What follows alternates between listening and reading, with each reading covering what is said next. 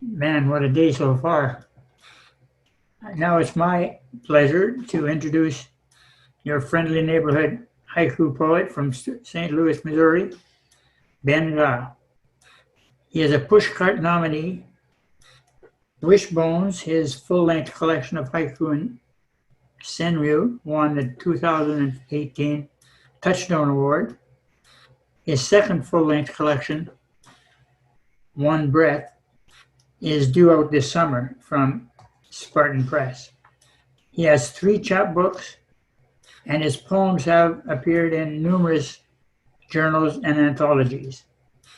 He has a degree in creative writing and is a senior IT functional analyst. Not so bad. Ben will be talking to us, as Jay said, about the haiku process, and then he's going to do some reading from his new collection, One Breath. So, welcome, Ben. Now let's see if we can wake him up here.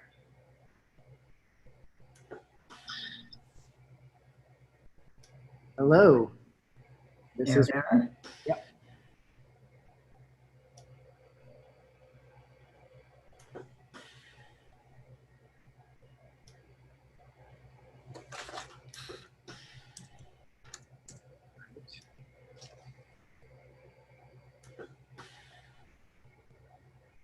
There we are. Sorry it took me a minute. No worries. Floor is yours. Awesome. Or the chair. Hello, everybody. I hope you've been having a wonderful day so far via Zoom.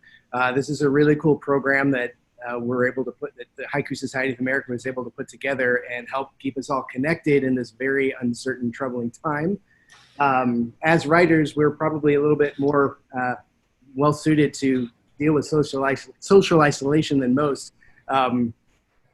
But whatever, here we are. I'm thrilled to be here. And I do want to start off the top here with my name. I'm listed 2 different ways on the agenda as Ben Gaa and Ben Gaa. That's because I'm in mid process of divorce, and my married name is Gaa. My wife was Moeller. I'm the Gaa. We hyphenated them together. Now that that's coming apart, the names are coming apart. So I'm going back to just being Ben Gaa. So you'll see me referenced in different places, different ways, but pretty much going forward, you'll see me as Ben Gaa. My new book, One Breath, is listed under Ben Gaa. That said, that aside, I'm here to talk to you about the haiku writing process, kind of how I haiku, and then if there's some time left, I'll read a bit from One Breath. I'm less concerned with reading from that as much as I am getting through the 4 pieces of my presentation, and then maybe getting to some questions and answers about that period. So we'll see how it goes. So the writing process, I have 4 things that I'd like to talk about. The first piece is setting up a writing session. Then taking you through when I'm starting to write. I've got a little piece here that I'll show you a kind of the start to finish editorial process of what that's going to look like. So I'll start with a poem and go through several drafts to get to the point where it feels like that it's finished for me. And then talk a little bit about how I like to share the work and kind of workshop it to get feedback.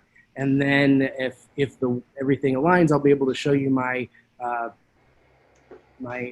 I kind of corral my submissions in an Excel spreadsheet, and kind of talk a little bit about that, because we write a lot of poems. They don't have titles, and sometimes they're hard to keep track of. If you don't have a good system to do so, you may end up getting yourself into some trouble. I know that happened to me many years ago, and that's why I've had to update my game on that. And so you might find that interesting as well. Now, my idea for this talk has to do basically, these are kind of questions that I like to ask people when I get to talk with them, like talk to the writers. You know, how do you do it? What's your process? How do you get through from beginning to end? And how does that work for you? And so I'm going to start here with what I do for my own writing sessions. And these are sessions that I would set up, specifically carve out time in the week to sit down and just work on writing, just work on developing new work. And I think that as writers, if you're serious about your work, this is something that you have to do. It's something that you need to carve out time for, and it's something that you need to make a priority in your life. And so for me, right now, I've carved out mostly on the weekends in the mornings. I go to a park near my house, and this is part of my kit. So here we go. For one, I will take my chair or a hammock, go out to the park, and I need to have a couple things. I need to have a view. I need to have some sort of beverage to take with me.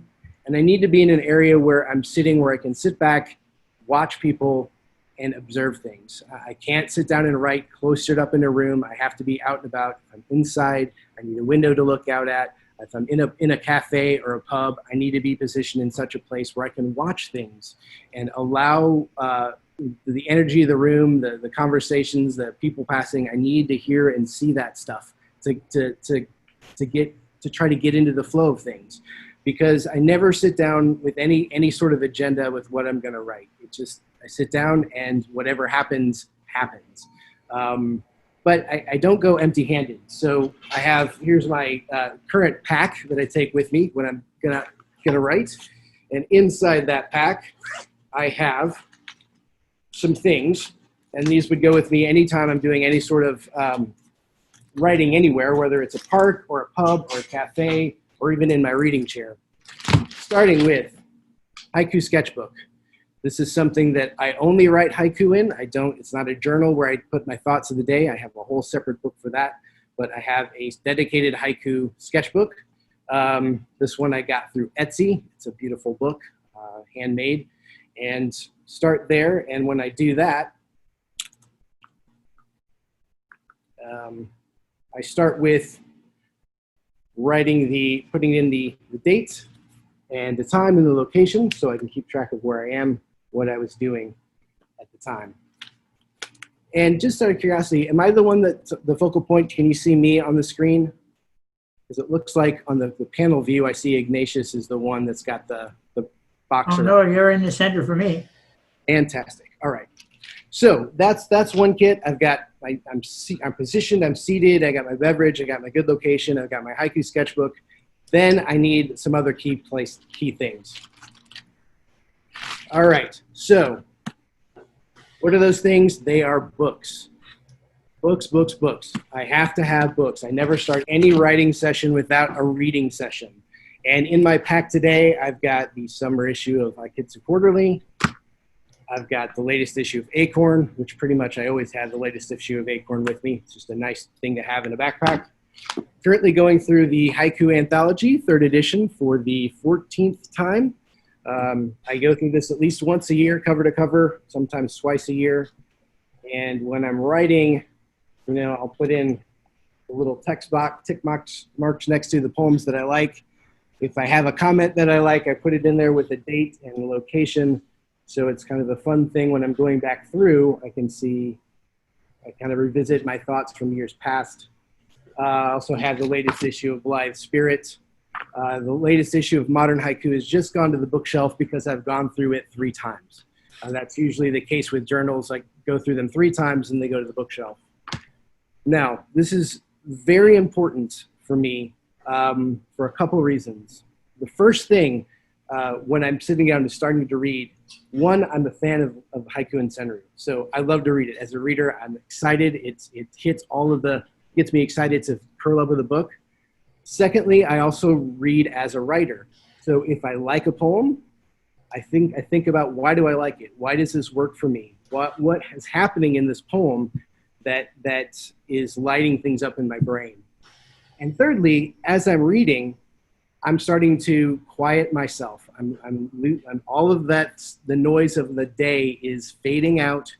It is going away, and I'm getting into the pattern of haiku, haiku, haiku, haiku, haiku. And for long, I find myself getting inspired by something. I find myself, something rubs one of my senses. I'm triggered by a poem, and I find myself suddenly putting the book down and reaching for my sketchbook and starting to write something. And that's going to bleed us into the second part, which is, once you're in your writing session, what happens next? So I've got a poem here that I'll show some slides for, that I've typed out the different drafts, because it's going to be easier for you to read that than trying to read sketch my handwriting. But I will say, I always write everything by hand rather than type into a computer. The computer transfer comes later. I write everything by hand, and I write every version of a draft by hand. So what I mean by that is, if I write something, rather than scratching out a word and writing the other word above it, I will rewrite the entire poem again beneath the previous version. That way, I can not only see the words coming out of me, I can feel each word, I can feel the line, I'm a firm believer that your body stores a lot of information in you. I don't know if anybody's done any acting, but if you're doing stage acting specifically, you can memorize lines, but they don't really have the impact until you learn the body movements that go along with them. And sometimes when you're on stage, if you forget a line, your body might remember where you need to be on stage, which will trigger your mind to remember the line. And so I'm very tactile, and by writing out the poems one by one, again and again and again, draft by draft by draft, I internalize it in a way that I don't get if I have all my fingers spread out on a keyboard. So it's just been really a nice thing. And if you've not tried that before, I'd recommend trying it. If you have tried it, then you're going like, amen. So, but that's how I do it. And you'll see that as I go through this new poem. I specifically picked a poem that's relatively new, that hasn't been published yet, because it'll show you, this is the final draft that I feel is ready to go. And that way, it's still a question mark of whether or not it's going to go anywhere. And so we'll see what happens. I like it, and we'll see how it goes. So what I'm going to attempt to do now is share my screen. Give me a second, I'll have to give you permission. Aha. Okay. Oh, you should have it already. Go ahead. All right, let's see what we can do here. Desktop. All right.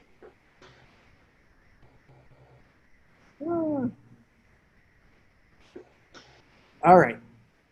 So can everybody see Church Bells, a haiku edit history? Yes, sir. All right. So this is a new poem of mine that I worked up a couple weeks ago, I guess last month, in a writing session at the park that I just talked about. So this will go through 11 drafts, written Sunday, June 7th, 2020. All this information was taken right out of my journal. This writing session started at 10:30 a.m. I did write other poems after this, but this is one of these instances where as soon as I started working on this poem, I didn't stop working on it until it was at a finished state. And so because this is this poem, we're calling it Church Bells, it was written on a Sunday morning. So you can imagine that's background story, that information that you get to know just from this talk. So what happened first, I was sitting in my chair, observing things, reading, and then, of course, like clockwork, the church bells went off. And I found myself thinking, oh, that's really interesting. Like the moment of they weren't there, then they were there, then they weren't there again. And that seems like there's a haiku moment. So took the pen, and this is the first draft of the poem. Bird song, church bells, bird song. And this is a structure that I've used in other poems of mine. I think most successfully with one that's in the book Wishbones, which goes cicadas, tornado sirens, cicadas. And so I just took that form and applied it here. And it worked really well with the cicadas poem because the cicadas, they're a constant sound. And then when they get interrupted, as they did in this instance when I wrote that poem, by tornado sirens, I mean, that's about the only thing that could interrupt the sound of cicadas. Then when the tornado sirens resided, you went back to cicadas. And so in this one, while the structure, I like the structure, and it's true there was bird song that was interrupted by church bells, and then it went back to bird song. I didn't like it because bird song is not a constant sound. Bird song in itself is intermittent. And so I wasn't happy with this. And so I went to this next draft, which is a little different. The strike and the resonance of church bells. Again, I'm thinking about what is it about the sound that I'm interested in? What is it about hearing the bells that I drew my attention to it? Essentially, what is the moment that's being captured? And that's something that I always go back to again and again and again in any kind of editing process, or if we're helping other people or working, doing feedback or workshopping other people's poems, is if something's not right, what is the moment? And in this case, I was really focusing on the sound. I went from the interruption of my day to just really thinking about the sounds of the church bells. And so you have the strike, and then you have the initial hit, and then you have the resonance that comes after that. And I thought, oh, that's okay, but that's not really very interesting to me. That's not really what the moment is. So I went to draft 3. Again, looks a little different. Morning breeze, the lingering tones of church bells. Okay, so I'm still going from the resonance to lingering tones. And then I added morning breeze. Again, that's okay, but it still wasn't quite satisfying to me. It didn't quite capture where I wanted to go. And honestly, at this point, I wasn't really sure where I wanted to go. And that's part of the editing process, is trying to figure out what is the moment, what's happening here, and trying to find the feeling to where not only the moment feels right, but the language feels right, the reading, the actual sound of the words feel right. And I'm not quite there yet. Actually, since we're on draft 3, we know we've got some more work to do. So from draft 3, I go to draft 4, morning breeze, the lingering tone of church bells. So here's an example where I changed tones to tone, and instead of just scratching out the word S, or the S at the end of tones, I rewrote the poem again by hand. Morning breeze, the lingering tone of church bells. And while I like the sound of tone, I'm still not quite happy with this poem. So the next draft is morning breeze, the fading tone of church bells. So okay, again, it's changing. The previous one was lingering tone. So I kept the word tone and went to change the middle word to fading rather than lingering, because it's the heading to the absence of the tone. And I like that idea, but I'm still not satisfied. So then I go to draft 6, morning breeze, the rippling waves of church bells. And at this point, I know that I had picked up my iPhone and started Googling sound waves. I started to think about, well, how does the church bell sound? How does that move through the air? How does that move? How does it hit me? And so I was reading a technical article or something, trying to figure something like that out. I'm like, oh yeah, it's a sound wave. So maybe a rippling wave is kind of fun. And while it's kind of a poetic sounding phrase, it doesn't really work. And I didn't like the 2 ing words from the first line and the second line together. I don't have problems with ing words. I know some people do, but in this case, it just didn't quite work for me. So I moved on to this one, morning breeze, the subtle drone of church bells. And again, I like the sound of the word tone, and so that stayed with me with drone. And this one, I'm not very happy about at all. But if you've noticed a pattern here, as soon as I switched to, I think it was draft 3, and brought morning breeze into maybe it's draft 2, morning breeze into the mix, the first line and the last line have been fixed in place, and I'm just trying to figure out the middle line, and I'm still not happy with this. The next version, Again, line 1 and line 3 stayed the same. And I've been working on the poem long enough now that the church bells have started ringing again. So this one, Morning Breeze, the once again of church bells, is actually a draft I do kind of like, especially revisiting again in preparation for this talk. So it might be something I end up doing something else with. But for the purposes of this talk, it still didn't quite capture what it was that I wanted, or what was feeling in the air at that particular point in time. But the idea at this point is the once again of church bells, this notion that you sit there and you hear them, and if you sit there long enough, you'll hear them again, means that there is a presence and then there's an absence of the church bells. And this kind of circles back to the very first draft of Birdsong, Church Bells, Birdsong, which is the initial idea of the poem, which is the idea that this interrupted whatever it was I was doing or listening to. And so this notion of there's a sound and there's not a sound, I started to really, that seemed to be the most interesting part. And the fact that there's church bells that are there, but you only hear them, I mean, they're quiet most of the time. You only hear them when they ring. When they're not there, they're just kind of there.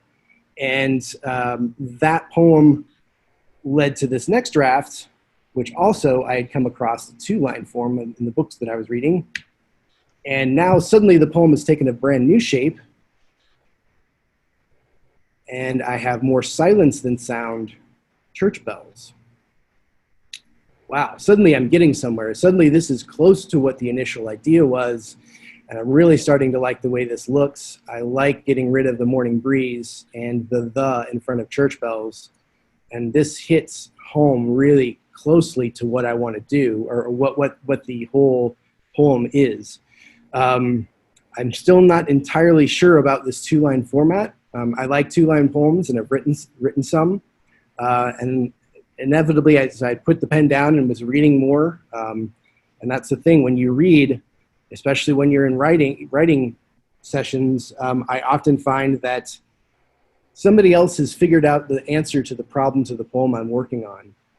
Not because they wrote the same poem, but because the problem with the poem might not be with what I'm writing about. It might be the form. It might be the way I'm arranging words. And a lot of times, somebody else has figured out a way to solve my problem. And so anytime I'm reading a book, I'm also learning from everybody, all of you, all of my fellow colleagues here on the line. You're all teachers for me. Every time I pick up a book, I'm always learning from you. And in this case, I come across the 1-liner, and I'm like, don't do a 2-line, put it on 1 line. And I changed the word silence to silence just to try it out. And so now I have more silent than sound church bells. And I'm like, okay, 1 line, this is great. I think we're really close here, but let's change silent back to silence. And so we have more silence than sound, church bells. And that draft is the winner. This is the one that I kept, and the one I'm now shopping around. I like this a lot. I like the double S's in silence. I like the S in sound. I like it ends on an S in bells. I like that the way that moves. I like the space between the phrase and the fragment, more silence than sound. I like that there's a lot of possibilities for people to make connections between silence and sound and church and bells. And depending on where your life experience comes from, all of those places can have a lot of different meanings. I know for myself, when I sit here and look at this poem, it's one that I sit with for a while, because there's definitely the initial impact of it is what it is, but then it can be a lot of other things as well. And I get excited about that. And so that's where it is right now. It is a poem that I am submitting, and it's an active submission. So I will keep if it doesn't get picked up, I will move it to the next submission and move it to the next submission until I can find a home for it, or until at that point, if it still hasn't found a home, then maybe it needs a tweak, or maybe it just, nothing happens with it.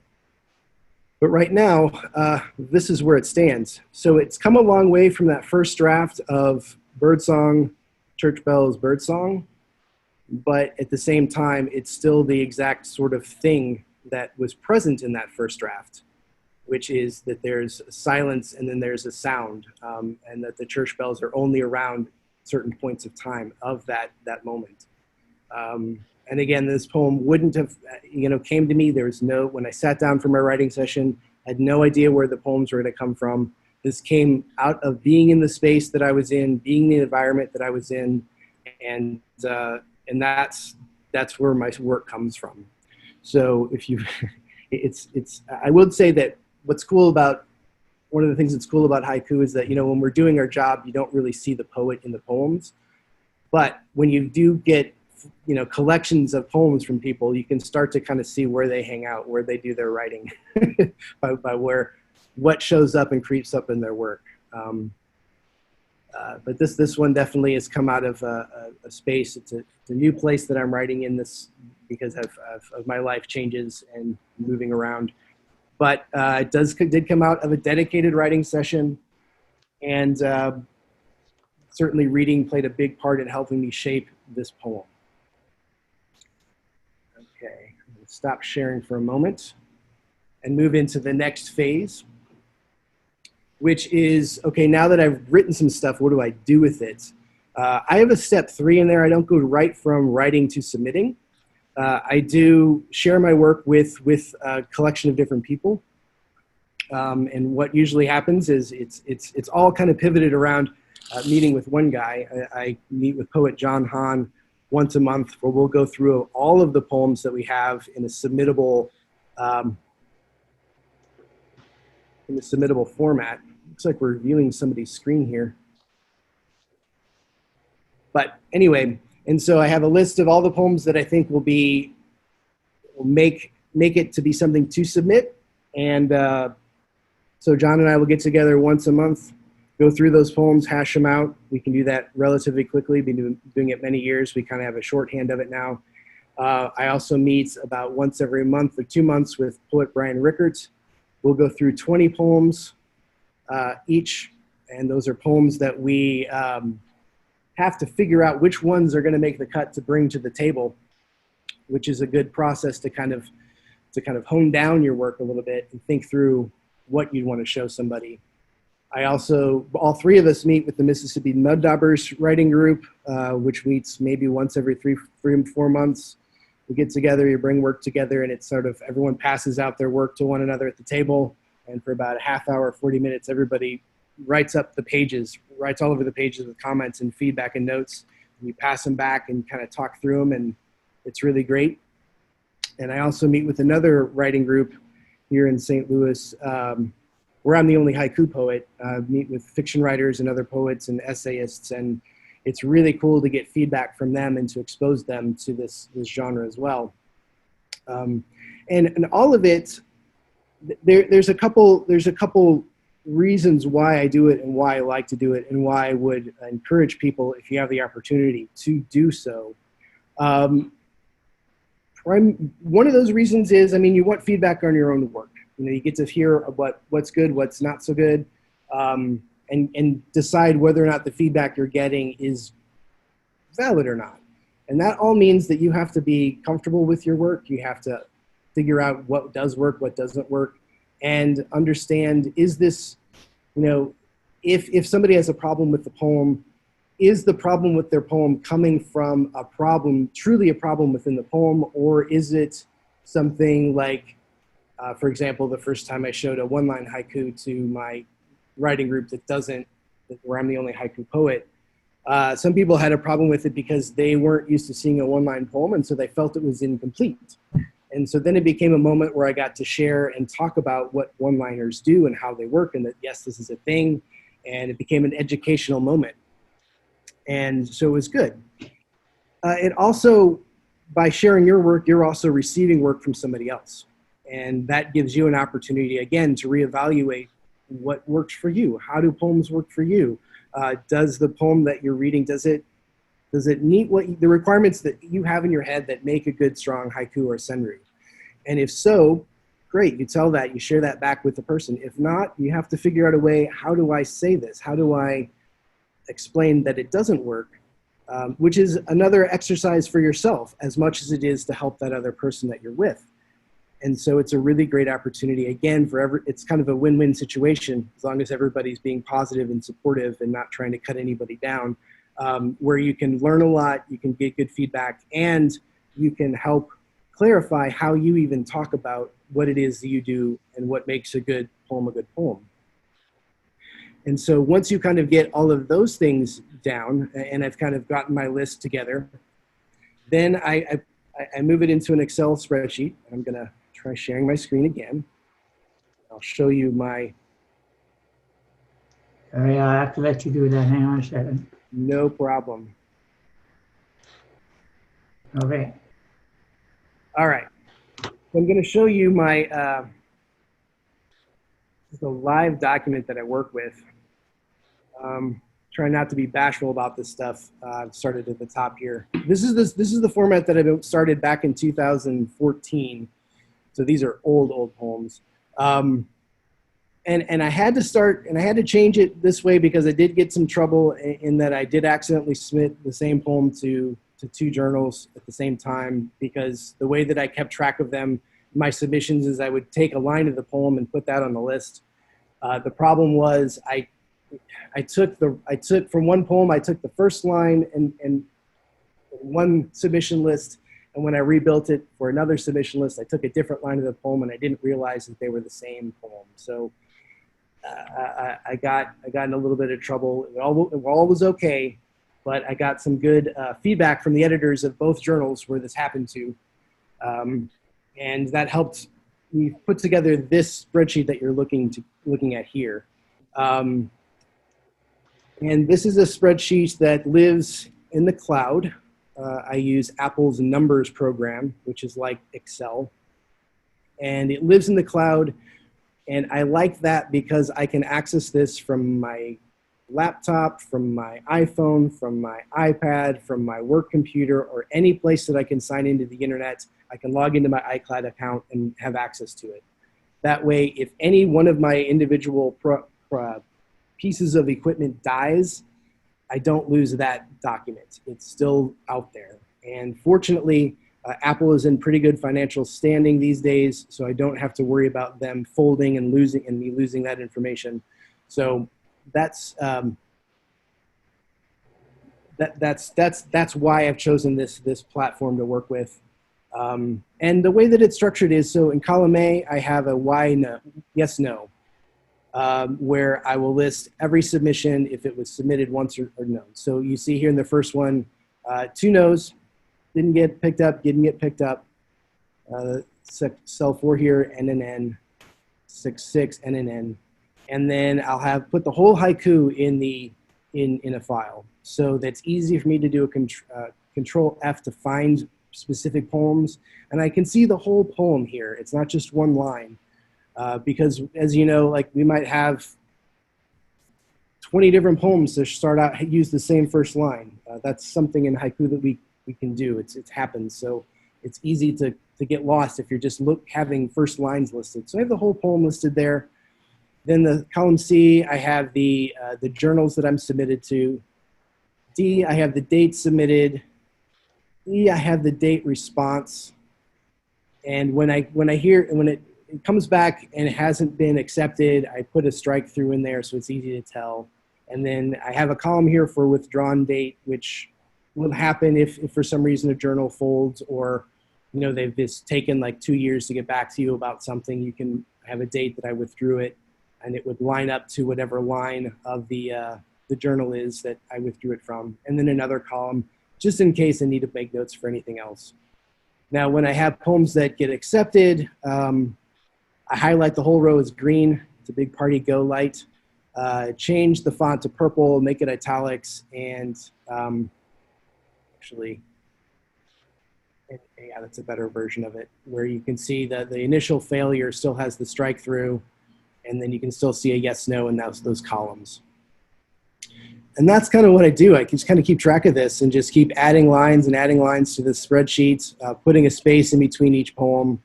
so it's easier to kind of move them aside. And it's real easy then at a glance, as you can see, as I'm just lightly scrolling through, to see which ones were accepted and which ones weren't. So when I'm going to rebuild my next round of submissions, it's very easy to not pick poems that have already been picked up by someplace else. And I also, the idea of having the submission date and the response date is nice, because if you're looking back through, you can see, well, what's the turnaround time for a response I got from that journal? And sometimes, you know, depending on how many times or how many places you're submitting to at one time, information like that can be very handy. So I'm going to go ahead and stop sharing that. Again, so this is Apple's numbers program, which it's exactly like Microsoft Excel. Any kind of spreadsheet document would work like this. I have a column, a yes/no column that's just a very quick glance thing. I have a haiku column that's the entire poem pasted in there. I have a column for the journal that I submit to, a column for the date that I submitted it, the date that I got my response, if I had to withdraw, the date that it was withdrawn, and another column for other. Those poems, the rejections, the listings for those get a strike through. The acceptance, they don't get a strike through, but if a poem's been accepted, I highlight the entire line, and I change the color to green, give it italics, give it a bold purple font to vibrate against that green, and then it's easy to see and keep track of. And so that's pretty much the full round robin experience of starting with a writing session, getting an idea out and about, going through an editing process, then getting to a point where I'm sharing that work with people. As you hear, I do share work with a number of different folks along the way. That is something that came right out of the creative writing program that I was in at Knox College. I mean, anybody that's gone through any sort of writing program, workshops are very important, and they're good for multiple reasons. Again, it helps you get feedback on your own work, but it also helps you clarify in your own way what it is that works, why poems work and why they don't work, and how to explain that and articulate that. And then again, once I get past that point, how I manage my submissions. So those are those points. Looks like we're still doing pretty good with time, but I would like to open the floor to some Q&A if there are any before I would get to a reading. Again, my new book is called One Breath. It's from Spartan Press. It is available at pretty much every online resale or retail place at the moment for pre-order. It should start shipping later this month. There's a little bit of a delay in the printer's schedule that Spartan Press works with, and that's due to COVID-19. But you know, you can order from Amazon. If you want to go to IndieBound and get it to your local bookstore, you can do that. Anywhere you can order online, you can order online. But so if there's still time after Q&A, I'll get to that. But if not, I'd be happy to do Q&A. I've got a couple of questions that have been coming in for you. Awesome. Patricia McGuire wants to know, do you consider the role of the article definite or indefinite in the poems, and what weight do you give it? Ooh, an article, indefinite or indefinite? Like the, this, that, I don't really think too much about that. That's not a mental exercise that I go through when I'm constructing the poem. It's more, but those word choices are important. But that's not one I really focus on so much. It just depends on, just try to find the right word for the right line in the context of the poem. I don't have any hard, fast rules about which one I use. Okay. It's really dependent on the poem. Great question. Right. Michael Dillon Welch, going back to your 11 versions of the poem. Sure. He says, I see them as separate poems. How do you feel about that? That certainly can be the case. I could certainly see that. And that's why I said that some of those pieces, looking back over them, may end up making a submission somewhere else. But, and so I do get that. But when I'm in the course of writing, if I'm going, again, from that birdsong, Church Bell's birdsong, to more silence than sound, church bells. That was a process of getting to the poem I wanted to getting to the right moment. So I consider those steps to get to that final draft. And 11 is, some poems are gifts. They come to you nearly fully formed. 11 seemed like a nice number for me to put you guys through. I certainly can spend 30, 40. I've actually spent over 100 drafts on a poem before, I'm sorry to say. But sometimes it takes that long for me to get to where I want to go, or where the poem tells me it needs to go. Excellent question, Michael. Okay. Sorry, Randstaff wants to know, in your spreadsheet, if you're submitting to a contest, how do you deal with that? That's a good point. I don't submit to contests, like individual poetry contests. So that's not really a problem for me. If I were going to submit to a contest, it would be the same thing, where instead of I would have the journal, instead of the journal name, I would have the contest name and the date submitted, and then I would get the date that I'd hear back. And then you'd have to really make sure, if you're submitting to contests, that you'd have to see what the contest rules are to see if they allow simultaneous submissions. If so, you're going to have to come up with a way to keep track of that. Because I don't submit to contests, and because the journals I submit to don't accept simultaneous submissions, I don't have to worry about that so much. So it's pretty much for me, if I have a submission date, I know that it's not being submitted anywhere else until I get a response date for that line. But I would recommend it, if you follow that same guideline, you just have to, instead of the journal name listing and the submission date, you'd have to do the contest name and the submission date. Okay.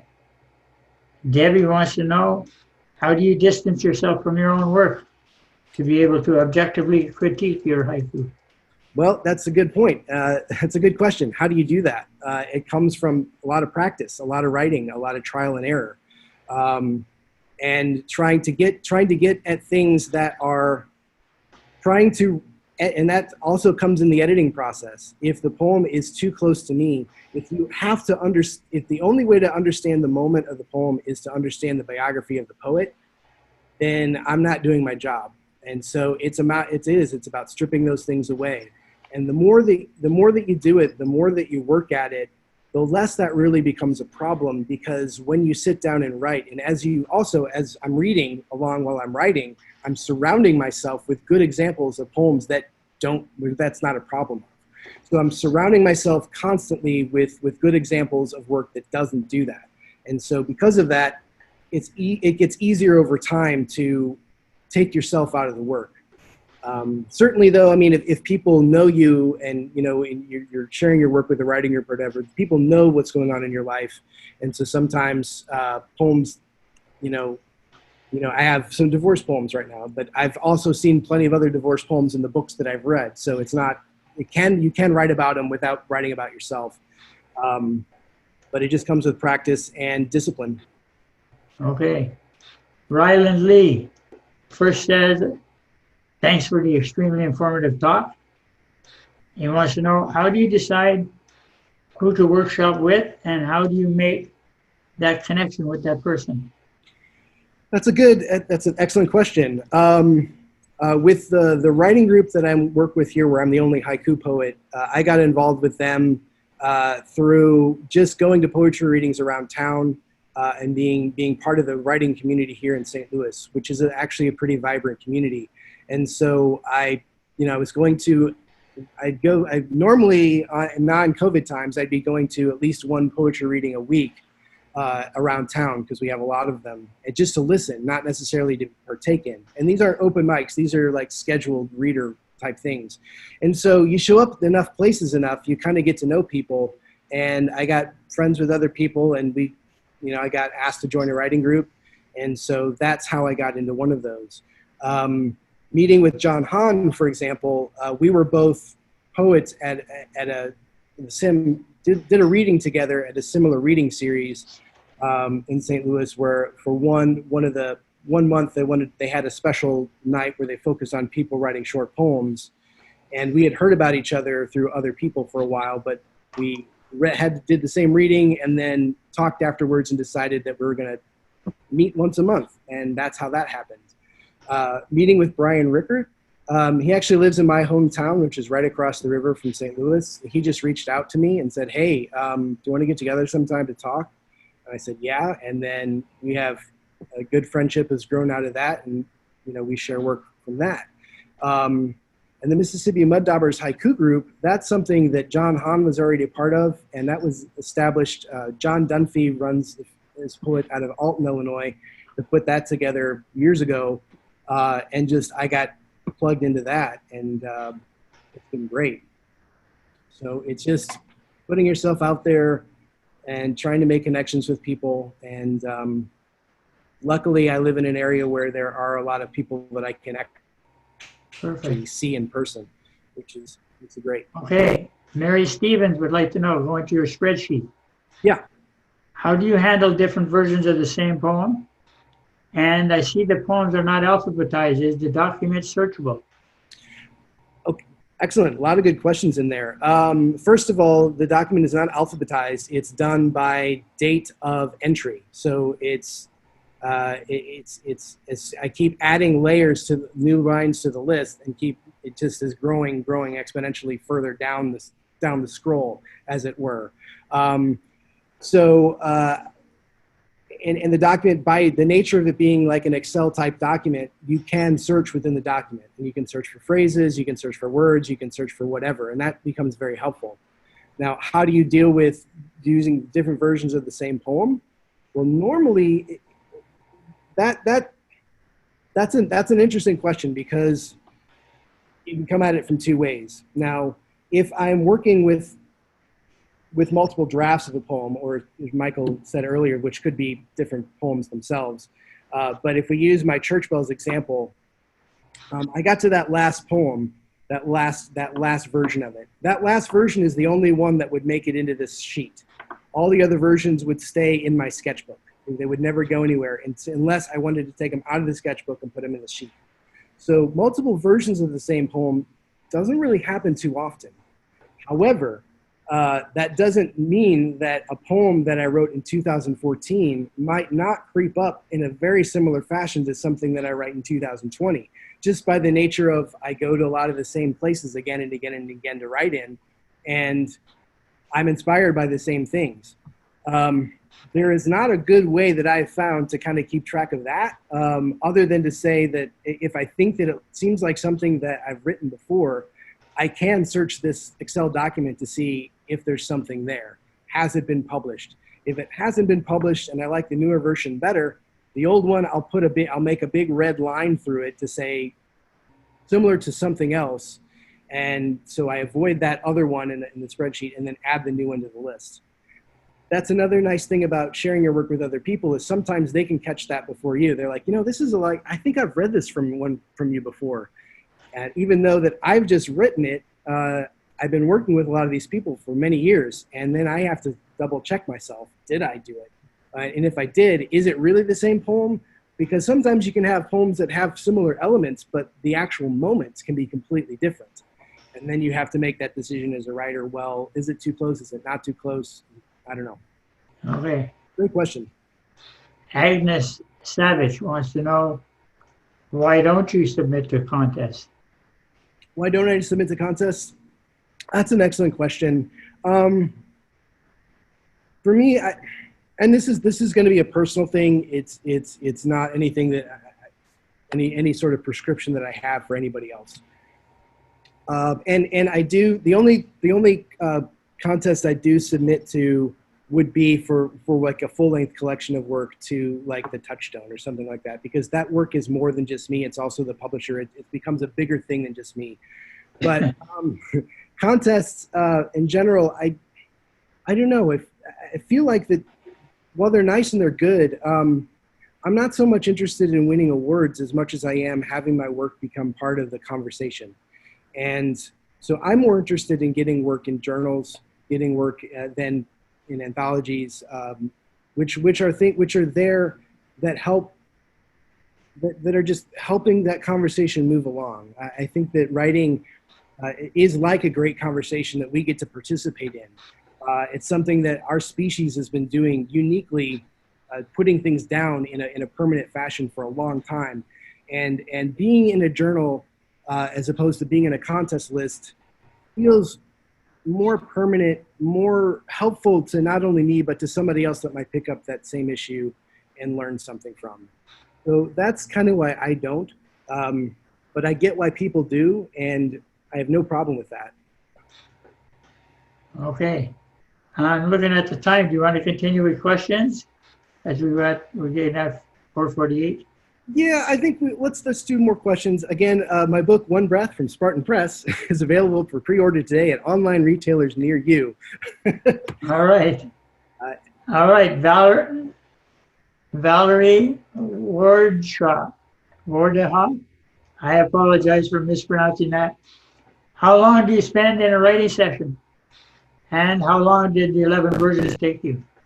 Excellent question. Writing sessions, for the kind that I was working with that one from, anywhere between 1 to 3 hours, unless sometimes they're cut shorter by my bladder and I have to pack up and head back because the bathrooms aren't open at the park.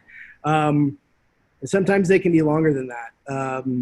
But that's the beauty of like scheduling time, dedicated time that you put to work. And I really think that it's important to schedule things and make it an important part of your life. That particular poem, I would say that, and I worked on that at least definitely over an hour of being the only thing that I was working on in that time between reading, because it started with hearing bells and it was long enough that the bells had come around again the second time. So anywhere between, I'd say around an hour and a half of just dedicated work on that one. Now that isn't to say that sometimes I'll leave a writing session and not pick up, like a poem keeps lingering at me that I continue to work on in other sessions or over weeks. The example that I chose was just one because it really wrapped itself up nicely in a really easy way to demonstrate, with a nice way for me to talk about where the impetus came from and how it moved through its various forms. Well, that works very well into the next question. Jackie Chu wants to know, what made you decide to focus on the church bell instead of the bird song? Good point. Because that interrupted my moment. It came into the comments, into the moment. It just happened. That particular moment. I mean, I've been out there other Sundays and have not written about church bells at all. But that specific day, that specific time, it reached out to me, and that became the focus of a poem. Great question. Well, Bruce, I guess, summarized that. He just made a comment based on Jackie's comment. Bird songs interrupted by church bells. Yeah. All right, let's see what else we got here. Patricia McGuire. No. Hang on a second. Too many coming in too fast, and it makes the scroll bar jump. How do you decide where to submit? Coming in from Rich Schilling. Great question. When I first started off this real serious journey down writing only haiku, and I really started doing that from 2009 to the present day, it's been the only thing I work on. It's haiku and senryu. Prior to that, I tried a bunch of different kind of poetic forms and wrote plays and stuff like that. But haiku seems to really fit my life and my view of life very well, and I can't stop reading them. And so initially, I wanted to kind of become a regular contributor to like a small number of journals. And over the years, as I got introduced to other journals through other writers, by looking up where else they've been published, that just has expanded exponentially to where I'm regularly submitting to anywhere between 15 to 20 journals every time that their submission periods come up, which means I have to write a lot. And that was another kind of thing early on. If I was going to submit to 3 journals, say, for every issue that came up, that would mean that I would have to have enough good work ready to go for those submission periods. And my thinking was, if I was doing that, then I'm going to build in an ongoing writing practice where this becomes something that I don't just do, it's part of my life. And as as that the number of journals that I've submitted to grew, that meant I had to have more and more work ready to go. And so that means I'm writing more. And the more that I write, and I read the journals that I submit to, and I subscribe to the journals that I submit to. So it just grows exponentially. So you're exposed to more stuff. You're exposed to more writers. You're writing more. I'm writing more bad poems. I write way more bad poems than good poems. And it just becomes a numbers game. And then, so right now I'm working out, we're in a good submission heavy period of July. So I have my worksheet there, and I pull up 3 little text files or 4 little text files side by side. And you kind of get a flavor a little bit of what the journals are like if you read them regularly, and you get an idea of what, kind of preferences for certain editors or whatnot. And I never write to those editors, but when I'm picking from my list, you kind of put your, try to put the poems where you think might go to the right journals. Acorn has a different feel from it than Akitsu Quarterly, which has a different feel from it than Modern Haiku, which is different from Frog Pond, which is different from Blithe Spirit. And you just hedge your bets. And honestly, it's all a crapshoot. It's all a crapshoot. Yeah. Always surprised sometimes at the poems that get picked up versus the poems that don't, which is, again, a great teaching moment. Right on. Michael Rayling just wants to say great answer on why you don't submit to contests. Mm-hmm. Patricia McGuire wants to, is there any chance you make sure that you can read at least one poem from your new book before we quit? Certainly, I can do that. Because we have 5 minutes here. Yeah, I'll do that. So we're going to hold the questions then now? Yeah, we'll hold the questions. I'll read from a couple poems from the book. And I'll read with my bells here. This is something that I read with these when they've come really handy, and they're actually on the cover of my book. So if you see that, now you have another connection to what these bells are. And I ring them 3 times to start the reading, and then read them in between each poem. And I found I use them for a number of reasons. If you're a poet, if you're a haiku poet in a reading where there are 4 other poets that aren't haiku poets, you need to find a way to engage the crowd and to allow them to move between poem by poem, because we don't tell stories. There are no titles. And this is a kind of a good way of doing it. So I'm going to ring this 3 times, and I'll read about 6 poems, and then we'll kind of close it up. So All right. here we go.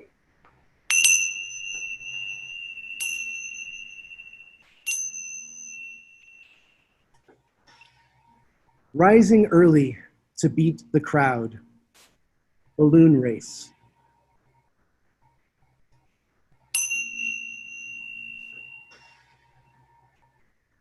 Morning drizzle. A little blue boat still in the sound.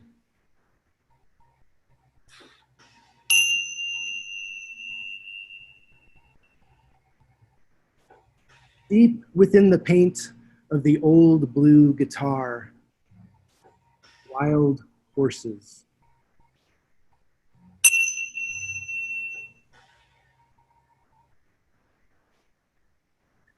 Twilight, losing sight of the wiffle ball.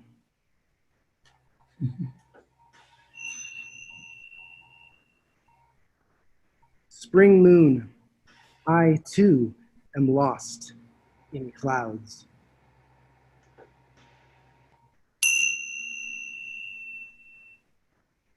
Moon viewing, I am the oldest kid.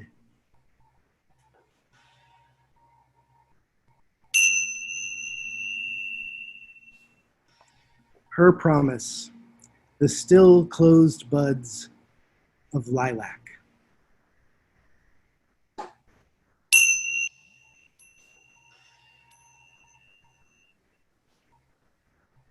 Those are all from One Breath from Spartan Press, available online at online retailers near you. Perfect, sir. Thank you very much. Thank you. This was a lot of fun. Thanks for having me.